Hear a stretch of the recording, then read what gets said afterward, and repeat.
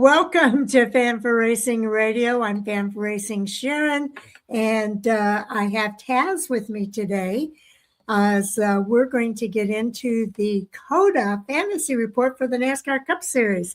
Little bouncy music going on there, Taz. Yeah, definitely got the bouncy music as we've come off 2 weeks of drafting super speedway style to now we're completely changing the speeds. We're completely changing the direction of things, I guess you could say, since we're making some right turns this week at COTA. Yes, left and right turns happening at COTA this weekend. But let's take a little bit of a look back at our fantasy picks from last week and see how we did. All right, so we got with Atlanta, I picked Blaney, Chase, Logano, Chastain, and I originally had Kyle Busch, but being that he wrecked out early, I had Carson Hocevar as my garage driver, so I put Hocevar in for Kyle Busch.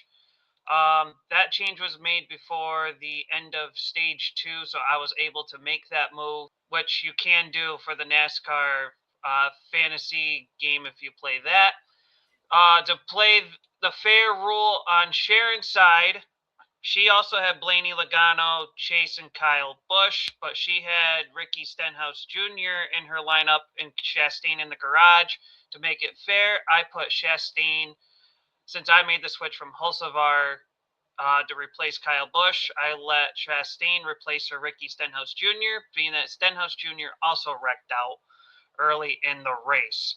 So for our points that do count, which is our top 5, our garage driver doesn't really count for points per the NASCAR rules. So our top 5, I ruled out Sharon 163 to 132.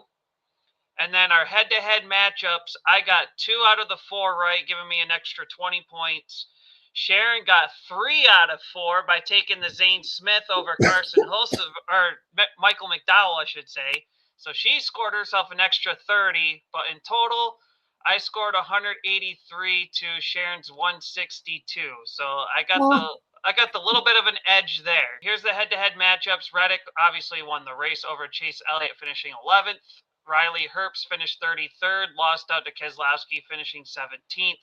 Carson Hocevar finished 4th over Chris Buescher, finishing 15th. And then Zane Smith, 7th place over Michael McDowell's 20th. So that will wrap up our weekly report from Atlanta on this one.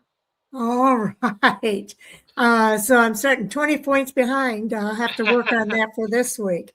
Okay, and you'll have to keep me on line with the rules because I've never done this fantasy thing for. Yep, and the other part too is I will share screen that again because I will show you. I've been practically keeping tabs on the full-time drivers, not the ones that more so do the one-offs and stuff. Okay. I do have a list, however. Being that I did get a 1-week advantage, or I did start week 1 with my picks. So you have an extra week of picking certain drivers. So your top 5 count as a usage per se. So for this week, or for Atlanta, I should say, whoever our top 5 was that gave us points, that counts as one time we pick them, and we can only pick each driver 10 times throughout the regular season. So I have kept tabs. I got Chastain once. Kyle Busch I've gotten once. Blaney I've used twice, so I have 8 times left to pick him this year. Sharon, you on the other hand, you got Chastain, Kyle Busch, Chase Elliott, Ryan Blaney, and Joey Logano. And then, of course, I do have color codes to where if we get down to, I think if we use them about half the time, then these white blocks will start turning yellow. If we're down to only a couple times left, they will turn orange. And if they're not available, the blacks will turn red. Oh, no. Okay. So I've got tabs on it. All right, that's good because I wouldn't have the first clue how to do that. So I'm glad you're doing that. And I appreciate it very much. Thank you. No problems. So now we get into left and right turns at COTA for, I guess you could say, a third wild card race in a row. There you go. And I think our picks are going to be pretty easy, at least for the top two for COTA. And do you have the odds list to show us? I sure do. And they sure love one certain driver in particular, and this should be to no surprise, but let me tell you, it's not even close. They love the betting odds sites love Shane Van Gisbergen. Oh, yeah. Week. They love him so much that they're one of the sites gave out a negative rating, which is beautiful for sports betting fans because that's how much of a favorite he is.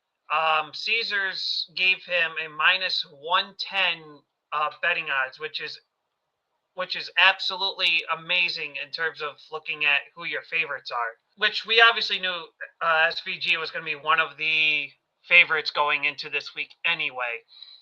In terms of everybody else, looking at the top few here, I'm a little surprised they have Connor Zilic sitting up this high, this early into his Cup career. I figured he probably would be floating in like the 2000-ish range. I understand he was one of the top guys in what's now the O'Reilly series last year. Yep. And he was very competitive, but I didn't see much out of him through the Cup side last year in his select starts. So I figured he probably would have been sitting like the 2000 range, but the sports odds sites are really loving him too, given that he's about plus 400. Bell, I figured would have been a little bit lower, but I'm okay with where he's sitting. Byron, same boat. Reddick, same boat. There is one other driver, I think. Actually, there's two or three I'm surprised are not lower. I'm surprised AJ Allmendinger doesn't sit a little lower on this, or like a little higher on this list, but lower number. But then again, AJ Allmendinger has this act of he likes to find a way to screw up a race that he does well in. Chastain, I'm surprised sitting as high as 3,000. I expected a lower number out of him. He's had a win. I think he won the first next gen race at COTA. So yes, I'm surprised he's not lower on that chart. And another one I'm surprised after looking at the COTA next gen average finishes is Alex Bowman sitting at 3,500. And I figured he would have been up here with like Elliott and Larson per se. Right. Of how well he's ran at COTA. Well, I'm surprised Larson's as high as he is. Oh yeah, now that you say that, it clicked in my head that COTA is one of his worst tracks in the schedule. So yeah, I'm surprised he's up there. Trying to see, not surprised that Logano and Hamlin are down here. They're not road course ringers by any stretch of the means. Blaney is a hit or miss usually on road courses. I figured Cindric would have been a little better than 7,700. I'm a little confused by that one. The rest of them, I'm not surprised that they got terrible odds, to say the least. Okay. All right. Well, I agree with your assessment there. There's some that are up high that I'm kind of shocked that they're as high as they are. And the others that are low that I'm kind of surprised that they're as low as they are. So we're going to fix that though, Taz, because you've got some average finishes to show us. I've got a chart too. I have our wonderful friends at iFantasy Race. Yes. They have our next gen average finishes. I think we've been to COTA 5 total times, but 4 of them have been under the next gen era. Tyler Reddick with the best average finish of a 3.5 in the next gen has yet to finish outside of the top 5, so keep note of that. here we are. Alex Bowman. This is why I said I was surprised he was a 3,000, 4,000 range in the odds, Should not have because he's been. yet to finish outside the top 10 in the next gen car. And 3 out of those 4 finishes are in the top 5.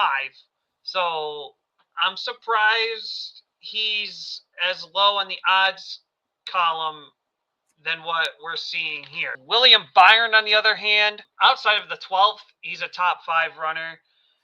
Chastain, top 10 runner, outside of his 12th place finish last year.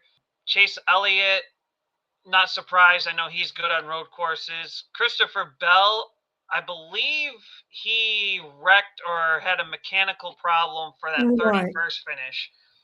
But Bell, a top 3 finisher for nonetheless.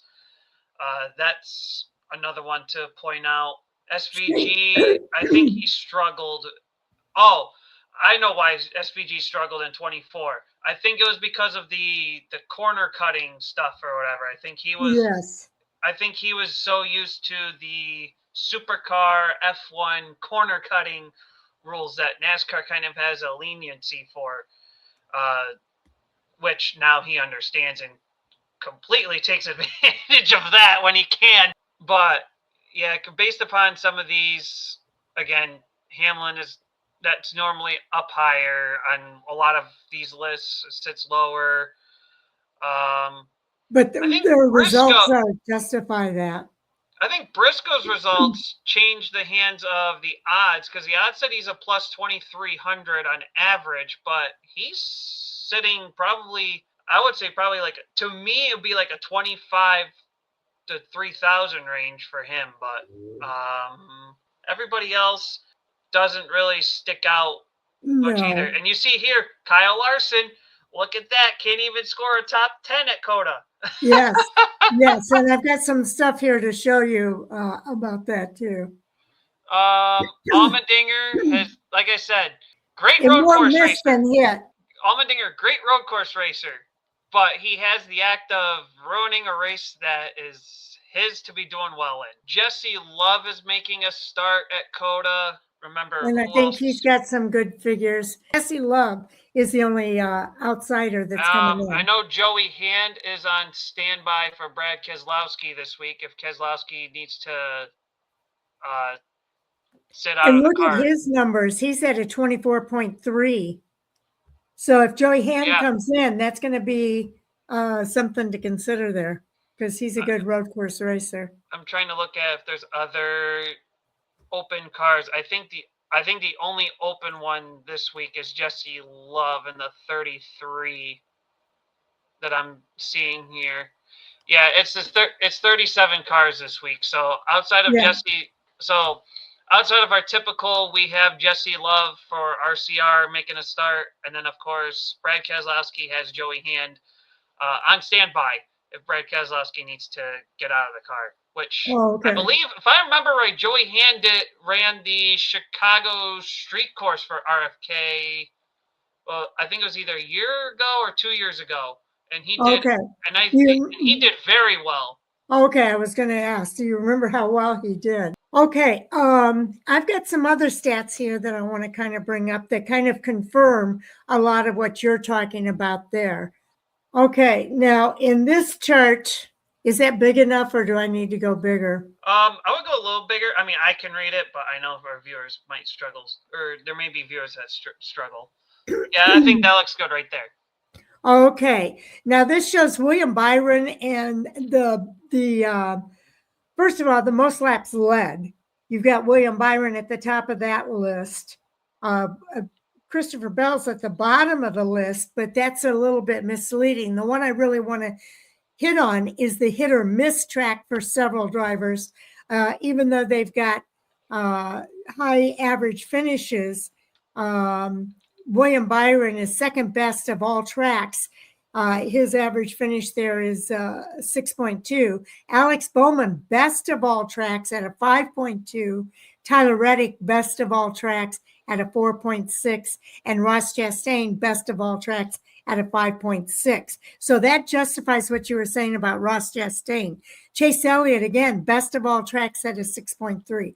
Those are all drivers to really think about. The worst of all tracks, Brad Keselowski at 23.2 and Bubba Wallace at 29.8. So those do not, but this also backs up what you were saying. Alex Bowman and Tyler Reddick are the only drivers to finish top 10 in all 5 COTA races. No one's finished top 5 in all 5 races. So that bodes well for both of those drivers, and it gives you their finishes in those 5 races. And you can see Alex Bowman starting in 21 with an 8th, a 2nd, a 3rd, a 4th, and a 9th. Last year was his worst finish, but it's still top 10. Tyler Reddick goes the other way around, 9th and 21, 5th, 1st, 3rd, and 3rd. So no other drivers have done that. They've come close. Tyler Reddick actually has the better, where he's got 4 of the 5 that are in the top 5. Alex Bowman has 3 of the 5 that are in the top 5. So just some things that kind of support a lot of what you were talking about. Let me come up here and look. One thing I want to quickly note, I know I mentioned this on the Wednesday night Race Chat live show. Tyler Reddick has a chance of making history this week at COTA. He could be the first driver ever in the Cup Series to win the first 3 races of the season. I know. And I think these stats back it up. Yeah, they do. But I know in his post-race interview, he wasn't fully confident. And the biggest one everybody's chasing after when it comes to road courses is Shane Van Gisbergen. So if these drivers can figure out how to beat him, I think Reddick would be one of the few that could get him. I know the Chicago street race last year, McDowell was the guy that was pretty much competing with him. So I don't know if McDowell's going to be sharing some notes to figure out how to beat the road course king at the moment. Well, and there's something that we need to look at with Shane Van Gisbergen, even though he is understandably one of the best drivers. He's only got 2 starts, a 20th in 24. He had a speeding penalty in stage 2 and a slow pit stop due to a gear issue on lap 50. So in 25, he did end up finishing 6th. He led 23 laps in the first 2 stages before getting shuffled back in the 2nd stage. So something to think about with Shane Van Gisbergen. COTA, he's ranked 3rd, I guess. But the COTA is the one that we really want to look at. I don't want to say this is like I guess you could say this is like his worst road course, but it doesn't even look that bad in all honesty. Yeah, for being the worst road course for Shane Van Gisbergen, it really does not. It doesn't look bad for him, and he's got some experience now. This is what, his 3rd year. I think in Cup Series competition, I think this is 3rd year overall, 2nd full time. I want to say. He is on a streak here. If you take a look at the right side of what I'm putting up here now, Shane Van Gisbergen has an active streak going that started last year at Mexico City. So the most consecutive road course starts with a win. So he does have that going for him. He's 2nd only to Jeff Gordon, and I fully expect him to pass up Jeff Gordon. I think if we can get through, if he can win COTA, the next race, road course race on the map is Watkins Glen. So I think the 2 challenging road courses for SVG are right here. This one especially, and then Watkins Glen coming up in beginning of May. So yeah, I'm hoping he can, but I know this is going to be the monkey he's going to be chasing after. Yeah, at Watkins Glen, he took the lead after flipping stage 1. He led 38 laps in total and won by the largest margin of victory at Watkins Glen since 1987 with an 11.116 seconds. So these are his results last year. Yeah, his results last year. And Watkins Glen, he did win. Yeah, if you look, the only one that he did not win was COTA. Yeah, He so won he's all going to the be others. chasing this one a lot, especially when we're now in the format of every single point matters to get you into the chase for the championship towards the end of the year. Yeah, I just want to make sure I pulled that up so that you could see fastest driver period, record-setting dominance. His average finish of 7.58 on road courses is second best all time among drivers with 4 or more starts, behind only Hall of Famer Fireball Roberts at 2.78. So he's already up in elite territory with his average finish. Shane Van Gisbergen led 52% of road course laps in 25. He ran inside the top 5 for 85% of the laps and inside the top 10 for 95% of the laps. Van Gisbergen's 52% of laps led on road courses was the highest percentage by a driver since 2008, when Kyle Busch was at 64.4 over just 2 races. And it is the highest among seasons with 3+ road course races.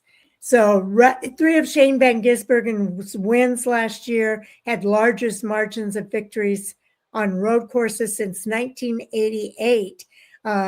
We mentioned Watkins Glen already, but there's also Mexico City at 16.567 seconds and the Charlotte Roval at 15.16 seconds.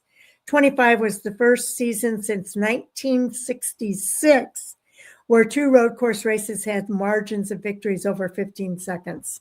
So that was a long-standing record that he broke last year.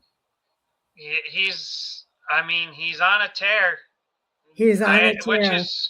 Which is why I understand why the betting odds were the way they were. I mean, shoot, Caesars loved them so much they gave him a negative odds rating, which is very rare in the NASCAR world, I will say. Now, let me just say, COTA is an important track for Shane Van Gisbergen because he's won the last 5 road courses races.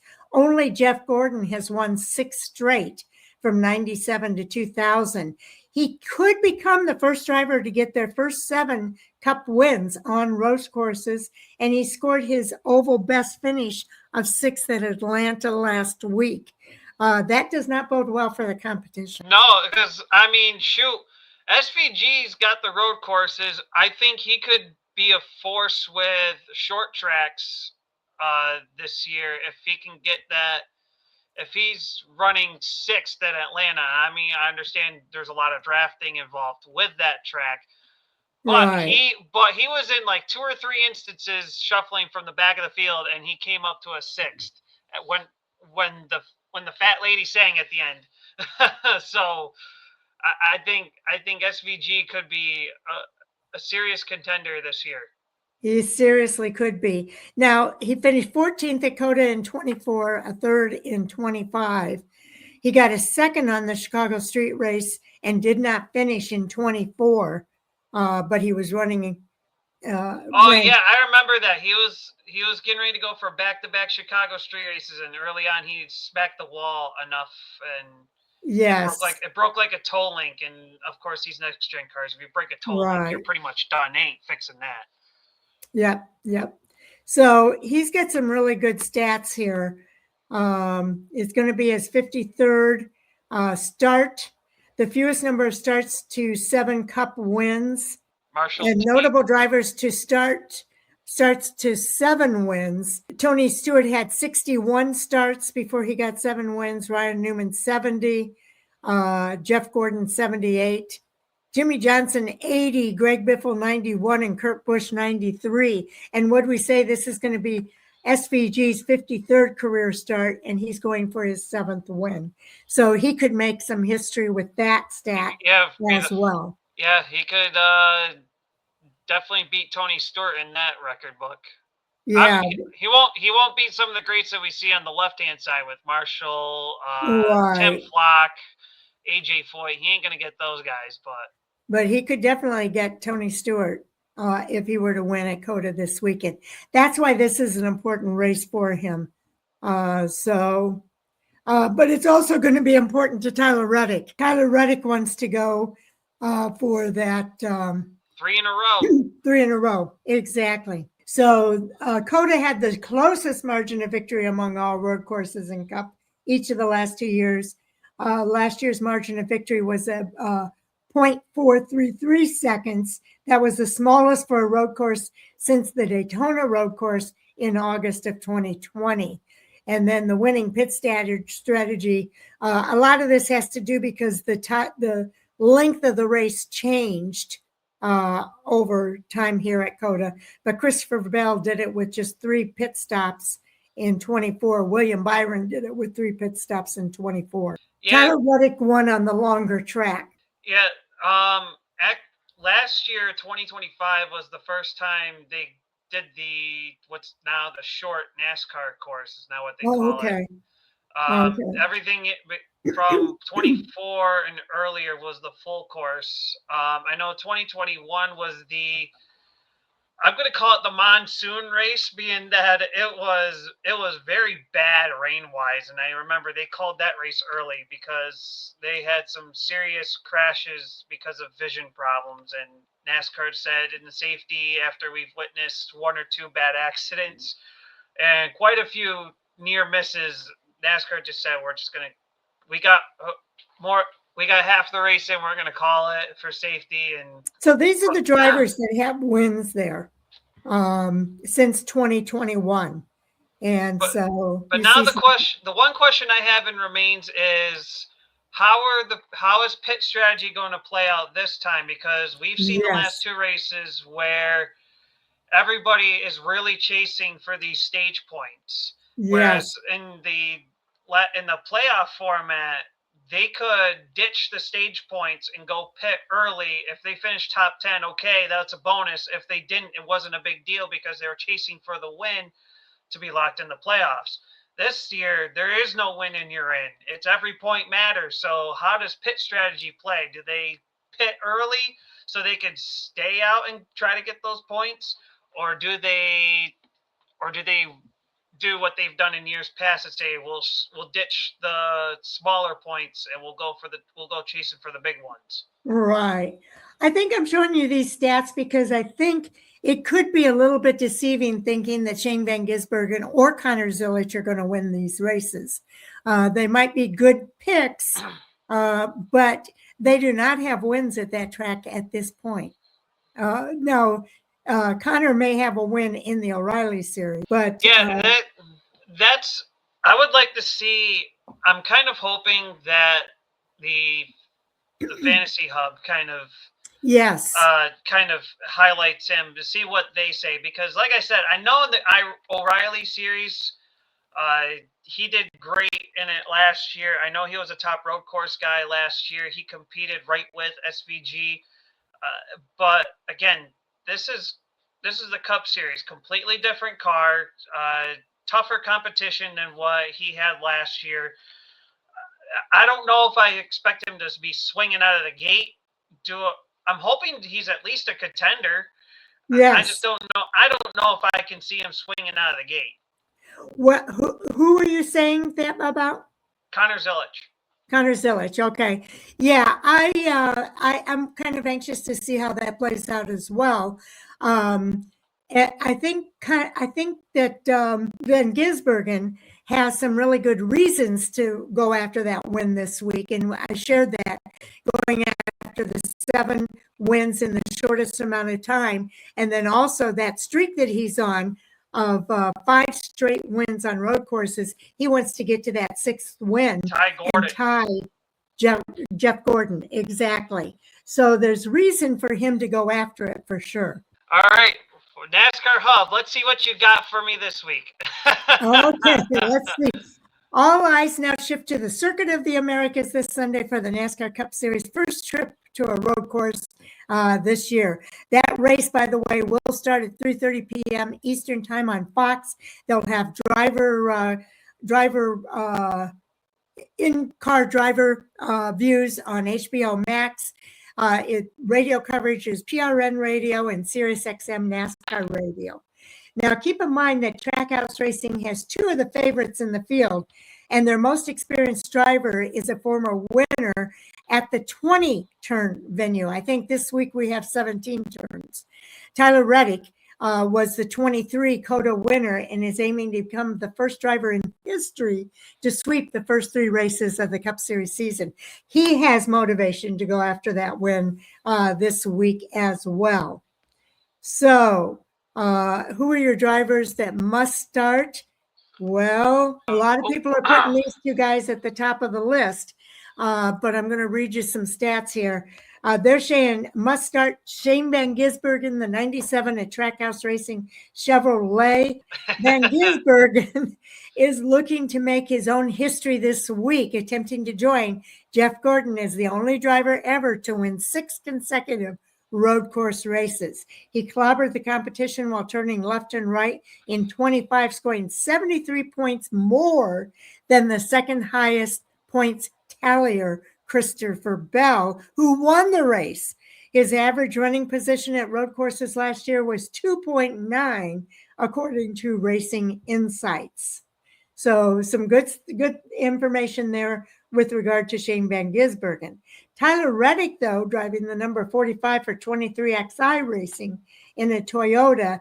COTA is among Reddick's best tracks on the calendar, having never qualified outside the top 5.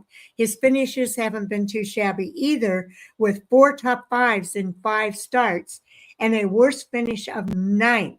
His average finish there is 4.6, the best, his best among active tracks. So a lot of reason to include Tyler Reddick here.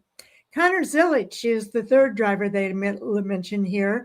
He drives the number 88 Trackhouse Racing Chevrolet. The biggest challenge to Shane Van Gisbergen at road courses in 26 could quite possibly be his rookie teammate, Connor Zilic. He stood toe-to-toe with SVG in the O'Reilly Auto Parts Series at road courses in 25, coming out on top in an epic battle at Sonoma Raceway. Zilic made his Cup debut here last year and raced through the field until he was taken out in an incident not of his own doing. So that's what we have for Connor Zilic. I definitely agree with SVG. I definitely agree with Tyler Reddick. I don't think there's much more I can really add on or say that I haven't already said already about those 2. Connor Zilic, again, I get the O'Reilly part of it, but I want to see more. I'm not sure if I want to guarantee him as a must start like the Race Hub is saying, but I don't know. To me, I feel like if you like Connor Zilic, I would say put him in the garage at least. But if you're feeling anxious enough to put him as a top 5 starter, be my guest. I'm not going to steer you in the wrong direction with him, but I just want to see how can he handle the Cup side this year versus the O'Reilly side. Let's move on to the next one now. And these are the avoids. And look at who is at the top of the list here for the drivers to avoid at COTA. First driver, Kyle Larson, the number 5 of Hendrick Motorsports Chevrolet, with 6 road course triumphs on his resume. Larson is among the all-time greats at this craft. However, the 2-time champion has struggled at COTA with only 1 finish better than 14th in 5 tries. He's also finished 32nd or worst in 4 of the last 6 road course races. So that tells me, again, Kyle Larson, this is not his track. He proved us right at Atlanta when he wrecked out at Atlanta. I think it's the same situation here. Surprisingly, the other driver that is drivers to avoid is Joey Logano, the number 22 Team Penske Ford. Since finishing 3rd at COTA in 2021, it's been downhill for the 3-time Cup Series champion at the road course.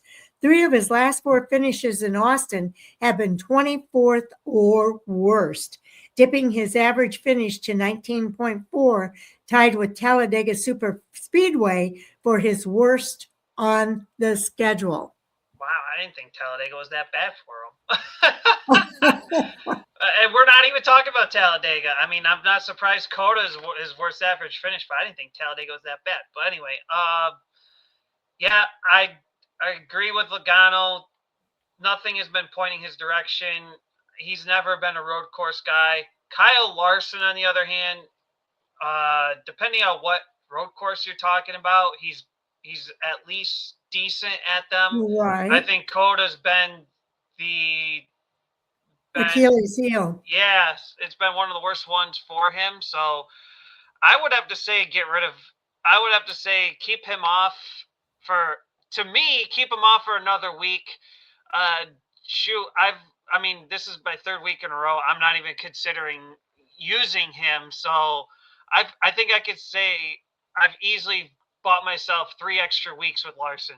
Exactly. He's better to save for later on because he has other tracks that he races at that are much, much better. I agree with you.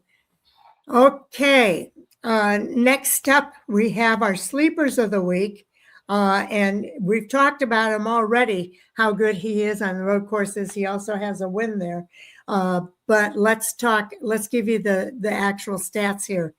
Ross Chastain in the number 1 Trackhouse Racing Chevrolet. We might as well put Ross Chastain in the mix since we're discussing the Trackhouse driver's success at road courses. Chastain won his first Cup race here in 2022, and his 5.6 average finish ranks 3rd among all drivers. The other one is the driver that you mentioned, Alex Bowman, in the number 48 Hendrick Motorsports Chevrolet, with an average finish of 31.5 through the opening 2 races of this season of 25, it says. Bowman 25 should be 26. I was going to say it should be 26, I think. Bowman needed a track like COTA to be on the horizon. He has never finished worse than 9th in 5 of his COTA starts, including a runner-up effort in 22.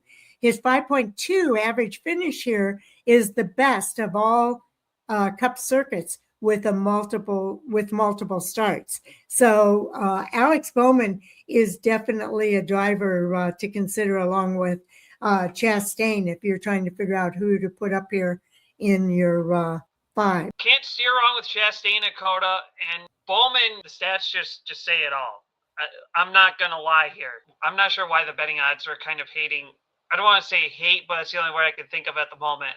Hating on Chastain and Bowman. I feel like those are solid contenders at the very least. I mean, given that both of those are setting 2 out of the best 3 average finishes at this track anyway. And I think in terms of next gen stats wise, I think these were the top 2. So obviously they're doing something right at this track. So I would definitely keep them in the mix here. Okay. Next up, we have our matchups. We start with Shane Van Gisbergen versus Connor Zilisch. He says to pick Van Gisbergen.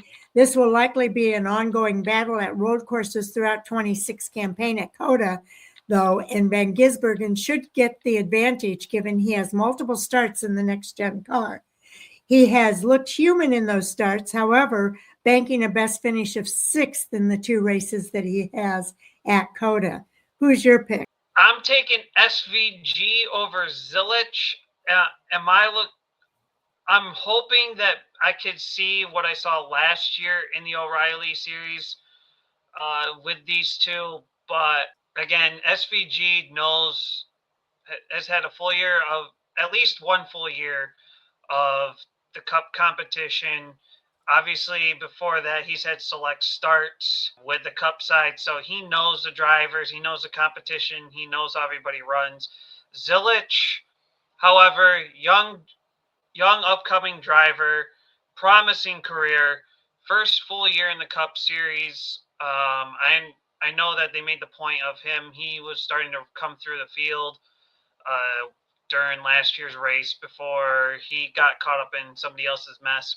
But I don't know until I see this race happen to really live up to his full hype that everyone's giving him this week, I'm going SVG just for a safe comfort. Okay, I think that's fair. And I would take SVG on this one as well. Connor Zillage has not proven himself yet.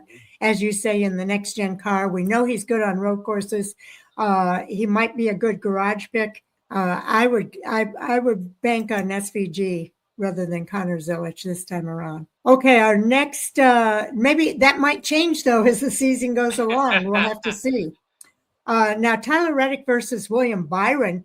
He says take Reddick with multiple road course wins and a worst finish of 12th at COTA. Byron is no slouch at turning left and right. Meanwhile, Reddick has just been a tick better through 5 COTA starts, tallying the best average finish in the series. So I have to agree with him. I'm taking Reddick here. I took the flip side of this one. Oh, you did? I took William Byron. I have nothing against Tyler Reddick. I think Reddick has a lot of momentum. He's very well at this track. Something, I don't know what it is, but something tells me that something tells me we're going to see some cracks in the 2311 camp. And I don't want to say it starts with Tyler Reddick. I hope he keeps being I guess you could say the number one guy out of that team this year. I just think that I think if we're going to see somebody try to take down Toyota, it's going to be Chevy, but I think it's going to be a Hendrick driver because I mean, shoot, we're 0 for 2 for seeing Hendrick in the top race results, and I think William Byron, he can probably be that guy. Okay. Now, the next matchup is Kyle Busch versus Ross Chastain. He picks Chastain.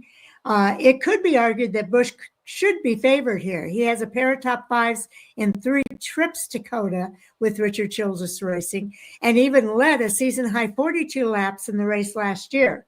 Chastain is a dependable driver at COTA with 4 top 10s in 5 visits. So I agree with that. I'm going to go with Ross Chastain. So did I. Until I see more out of Kyle Busch, I can't take him. I feel like the only track I can take him in is Daytona because that's the only one I know he does well in. He does seem to have an upward swing so far this season, but we'll have to see how it continues to play out, I think. Okay, our next matchup is Chase Briscoe versus Ty Gibbs. He takes Gibbs, earning the 5th most points on road courses in 25. Briscoe is probably the easy pick. However, Gibbs has had some of his brightest spots in Cup at road courses and desperately needs a solid finish, having earned 17 points through 2 races in 26. Gibbs has a pair of top 10s in 3 COTA races. So who are you taking here? Because I'm undecided yet. I took Gibbs, believe it or not. I know I give Gibbs a lot of heat. I'm not a Gibbs fan by any means necessary. But when it comes to road courses, I give the kid where credit is due. And I feel like, and I have nothing against Briscoe. I like the change that they did from beginning of the year last year to how they finished the year last year. I think Briscoe could easily be on that tear that he had late in the year last year. He could do that at some point, at any given point this year. But I think Gibbs is a better road course racer that I've noticed and seen versus Chase Briscoe. So I gave the nod to Ty Gibbs. Okay. I'm really torn on this one because I know he's had 2 really rough starts at Daytona and Atlanta. He's not really on an upward swing right now, but those 2 tracks, he's in need of a really good finish. And he does okay on the, he says he earned his 5th most points on road courses in 25 and probably seems like an easy pick. I'm going to, just for the heck of it, I'm going to give us 2 variances here. I'll take Chase Briscoe on this one. All righty. Sounds good. I'm probably going to, as usual, I'm probably going to come out on the back end of all of that. Alrighty, so we got our matchups in. Now we got to get our top 5 drivers with our garage pick for the week. Well, do you want me to give you the top 5 that he took? Oh, yes. I want to know what he's got. Okay. Let's add this to the stage. I don't know if you can see that or not. Just barely. If you could blow it. There we go. Now I can see it. Okay. His top 5: Shane Van Gisbergen, Tyler Reddick, Connor Zilisch, Christopher Bell. I'm surprised Bell wasn't in the matchups. And Alex Bowman. He put Ross Chastain in the garage. Okay. Let's see. I have 1, 2. I actually have 4 out of the 5 that he's got. My garage pick is actually his other starting. Is his other starter. So I guess I'm saying I'm following his steps, not to a T, because but anyway, my 5, I actually have SVG, William Byron, Tyler Reddick, Alex Bowman, and Christopher Bell, and I'm gonna put Zilisch in the garage. Okay, I got SVG, William Byron, Tyler Reddick, Christopher Bell. Who is the 5th one? SVG, Byron, Reddick, Bowman, and Bell. Okay, Bowman. Okay, and you put Connor Zilisch in the garage? I did. Okay, I've got SVG, Tyler Reddick, Christopher Bell, Alex Bowman, and I want to put Chastain in here. And I'll put, I guess I'll put, do I put Byron or Zilisch in the garage? I didn't pick Byron. I took Chastain instead of Byron. I'll put William Byron in the garage. That seems fair enough. I mean, I had the Reddick-Byron matchup in my lineup too. I feel like Byron, something tells me with Byron, Daytona didn't sit well with him, that he's ran well in the last couple of years, obviously with back-to-back 500 wins. He's going to be coming soon. Byron succeeds somewhere within the first, I think it's like 5 to like 8 races. I think we could see Byron start his upswing right here. Oh, okay. Well, I put him in my garage. I have more faith in Chastain, I guess. Because I think that's where we differed. I think we were the same otherwise. Yeah, I think Zilisch was kind of the anchor. I'll take a risk with him, but I'm throwing him in the garage. Okay. I gotcha. I think Connor Zilisch is going to maybe do better than expected. I'm just not convinced yet that I should put him in my top 5. Yeah, I've given Connor Zilisch I'm probably going to call this year the Carson Hulsevar.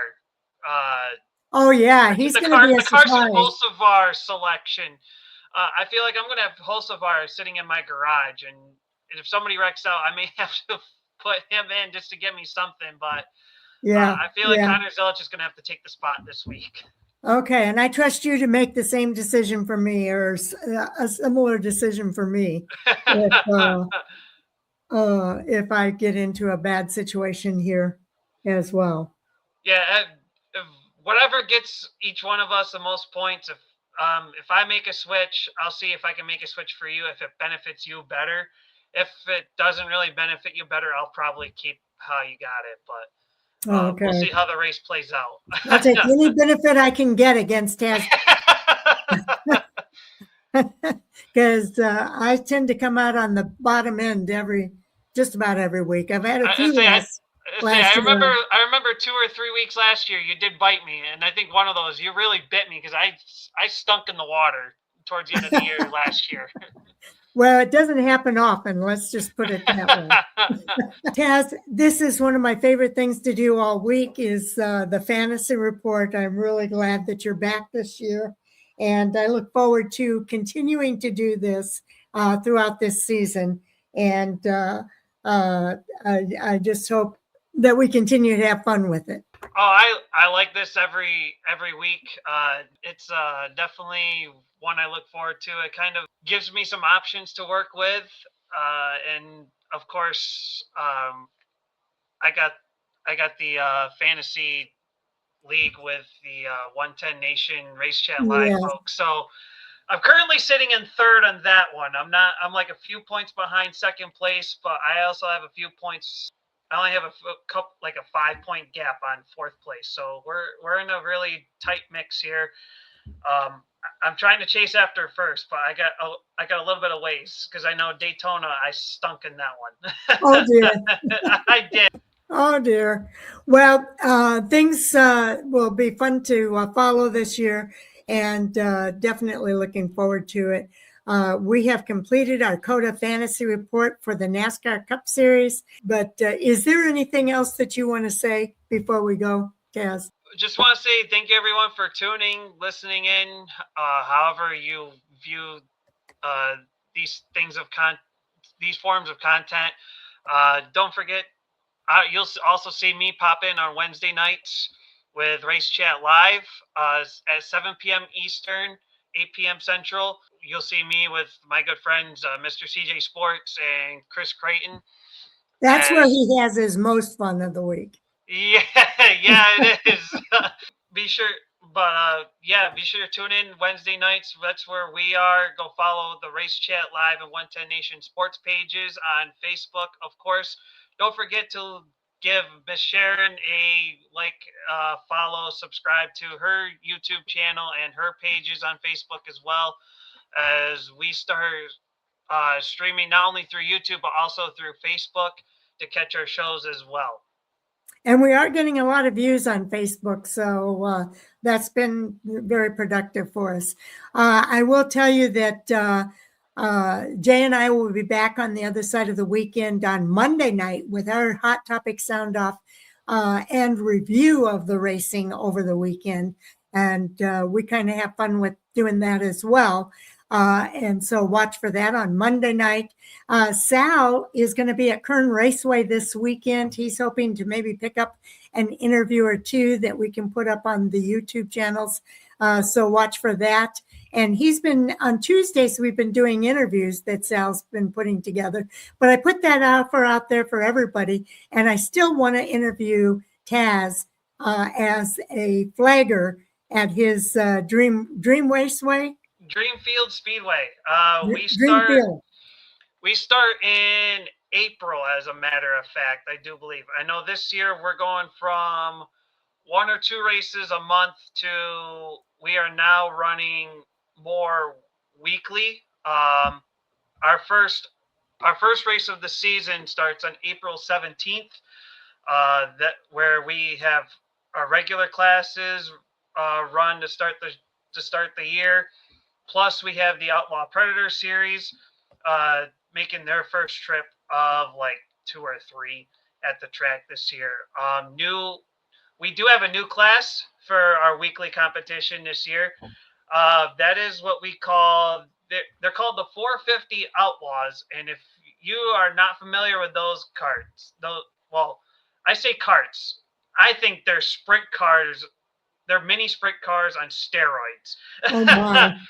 Take a Yamaha motor from a dirt bike and throw it on they literally are mini sprint cars that run on go-kart tracks.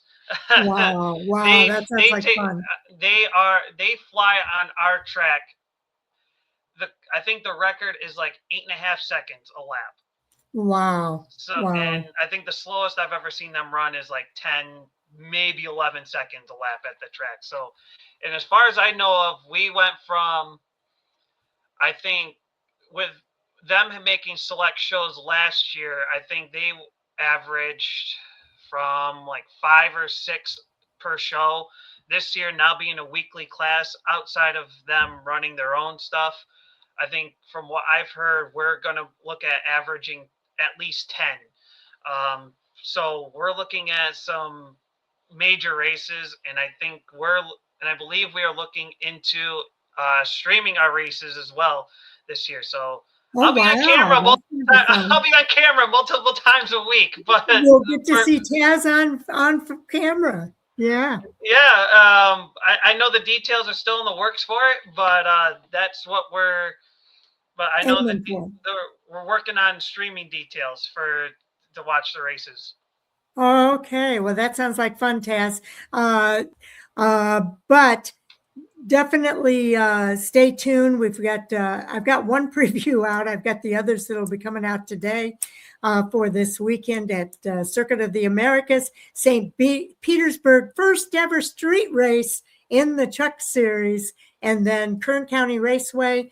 They're opening the season for the ARCA West Series this weekend, and Sal's going to be there. So I think we'll have some good content with that as well. So thank you, everybody, for tuning in. And as always, we'll look forward to seeing you on the other side of the race weekend. Take care, everybody. Enjoy.